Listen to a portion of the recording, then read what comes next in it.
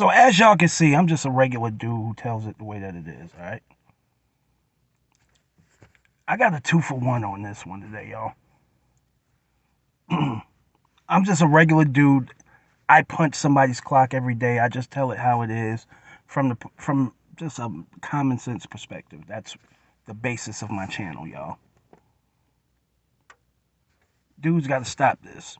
You content creators got to stop this. You got to stop regurgitating shit that you know that they want to hear. Like this. Look, check this out. Black women are tired. They're tired of being independent. They're tired of being looked at as the strongest. They're tired of having to take care of the kids by themselves. They're tired of bearing all the weight. Don't believe the hype that you see on all of these social media networks. Black women are tired, and the reason why I know this because I talk and have conversations with a lot of black women. But what a black woman really want, she want to be able to go to the soccer games. She want to not have to be the sole leader and sole provider of her family. She want to support the man who God gave her to be with.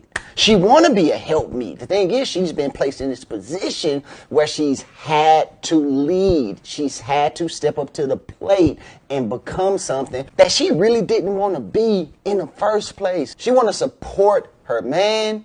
She want to nurture her kids. She want to nurture her husband while pursuing things that she's passionate about. That's it. It's that simple. The thing is, she just can't find a suitable leader that she trusts to come in and relieve her of these responsibilities so that she can finally get some rest, because that's what she wants. Rest. Some of the most disheartening, disappointing shit that I see from my black males today is condoning behavior and thought processes by telling us that we should ignore what they're telling us.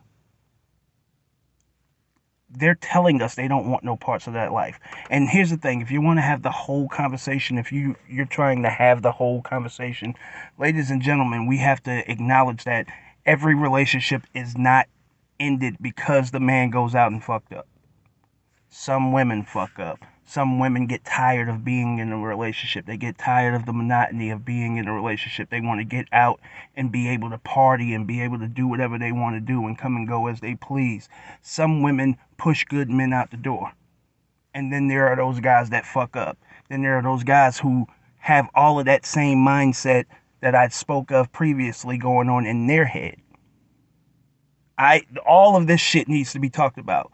So there's talking points that we've grown up listening to and heard our aunts and mothers and sisters and cousins saying, niggas ain't shit.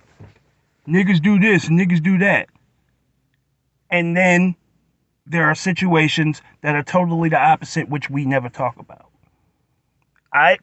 But what's disappointing and disheartening about this is for someone to take social media, which is the reason that we have generational change so rapidly in these days and times, and to say, don't worry about what they're saying on social media. First of all, social media doesn't post for you. That's why you can't ignore it. These are people's real life thoughts. And I've figured out that when people are in their own space and in their own time, they speak their absolute truth. And when they're in their own space, it's just like when you're talking to someone. What they really feel about you is not what they say in your face. It's what they say behind your back. It's what they talk about when you're not looking in their face. That's how they really feel about you. This is no different. It's never going to be any different. When a person is saying how they feel about certain situations, or how they feel about life in general, or how they feel about dating or love or whatever the case may be, and they're in their space typing that shit, they mean that shit. Alright? So women aren't, when I say we have to look at the whole thing, some women aspire to be that. You have 8th grade girls now who have no intentions of trying to have a family, and even no intentions of getting married, but they have intentions of having children. So now that mindset is now being taught downward, that they aspire to do this shit by themselves, no matter what the struggle is. They don't even understand that it's a struggle. But women constantly tell us how much of a struggle it is to do it by themselves. And then some women, even though it's a struggle, they chase that same lifestyle because those things have become accolades now in life for our black people. We can't keep condoning this shit. And then this is what when you condone that shit and you try to pretend that they're not saying, you can't sit back and what are we supposed to do? Are we supposed to sit back, listen to what they're saying about how they want to be a boss and they want to be so independent and they want to do that and say, nah, you really don't want that. Because now if I do that, if I say, yo, I know you really want this. Now it's my fault for wasting my own time because she told me exactly what she is and what she wants. But then when you condone this shit, you have this.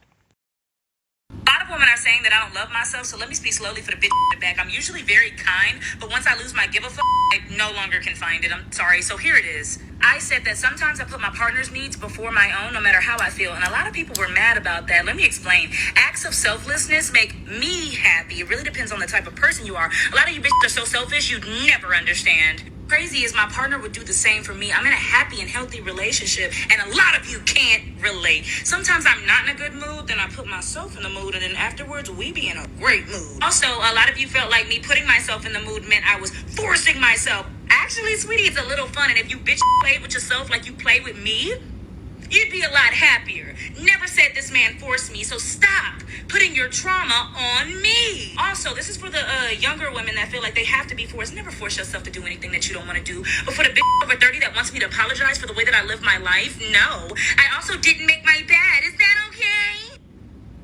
Well, hello there. It's giving, baby, I'll get blue balls if you don't give it up to me. And us believing that dumbass shit. Y'all remember that? To the younger generations, listen to me. Blue balls is a myth. They made it up. Acts of selflessness are things like, I really wanted this last piece of dessert, but I'm going to give it to my partner because they want it too. It does not involve your body. Next, when you have a platform this big, this becomes dangerous rhetoric to the younger generations. Because you're telling the younger generation, particularly women, that if you don't give it up to them, you don't want a healthy relationship. And you're telling men that if your partner doesn't give it up to you, then they don't want a healthy relationship and that you deserve access to their bodies even though they don't want to. Now, she may be in a relationship, but I'm in a marriage, so listen to me. Forcing yourself to get in the mood to perform relations is absolutely not the way to build a healthy relationship. You are not a commodity. You do not have to trade yourself to build a healthy relationship. In fact, if you have a healthy relationship, that man will not want to touch you while you're not in the mood. Remember that. If they love you and care about you, they are not going to want you to perform any type of relations when you are not in the mood. If you're not into that, it's not supposed to be a transaction. Now, if she want to do that, that's fine, but don't let it convince you that that's the way to have a healthy relationship. It's not. 10 out of 10.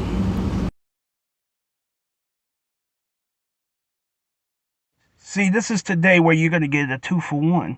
Because that chick in the first video, I never agree with her. Never, ever.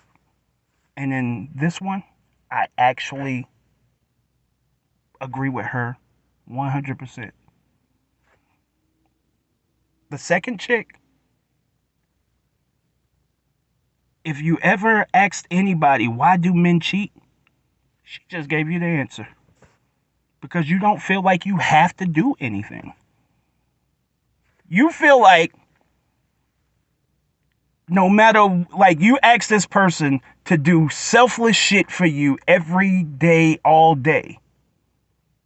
And you feel like You just gonna do whatever it is that you want to do, never mind his happiness, never mind you sacrificing some feelings or some emotions for. I said this a long time ago. No is the biggest reason. The word no is the biggest reason for people cheating and relationships ending. It just is that way. When you sitting back and your man looks at you and feels like you don't want him. Like, and then you with the same breath, when he is okay, so it's cool for you to turn him down when he don't feel like it. So when you ready for him to pay a bill or whatever, if he don't feel like it, is it cool? When it's time for him to pay for your nails or your hair or some shit, is it cool if he say I don't feel like it? When it's time for him to do something that you're used to him doing, but now he just don't want to do it no more, is it cool? Are you going to respect that? Absolutely the fuck not. So when you wanted to step up to being equal yourself out, level yourself off, show off.